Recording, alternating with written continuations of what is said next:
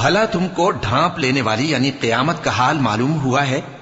اس روز بہت سے چہرے یعنی لوگ ذلیل ہوں گے، سخت محنت کرنے والے تھکے ماندے دہکتی آگ میں داخل ہوں گے۔ ان کو ایک کھولتے ہوئے چشمے کا پانی پلایا جائے گا، ایک سخت خاردار جھاڑی کے سوا ان کے لیے کوئی کھانا نہیں ہوگا جو نہ مفید غذا بنے اور نہ بھوک میں کچھ کام آئے۔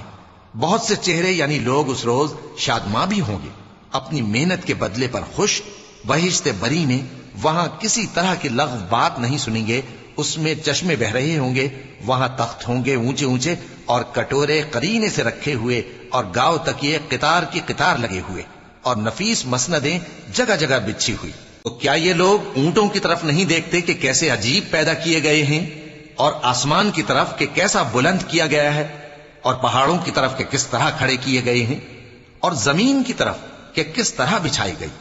پس اے نبی صلی اللہ علیہ وآلہ وسلم، تم تو نصیحت کرتے رہو کہ تم نصیحت کرنے والے ہی ہو، تم ان پر داروغہ نہیں ہو۔ ہاں، جس نے منہ پھیرا اور نہ مانا تو اللہ اس کو بہت بڑا عذاب دے گا۔ بے شک ان کو ہمارے ہی پاس لوٹ کر آنا ہے، پھر ہمارے ہی ذمے ان سے حساب لینا ہے۔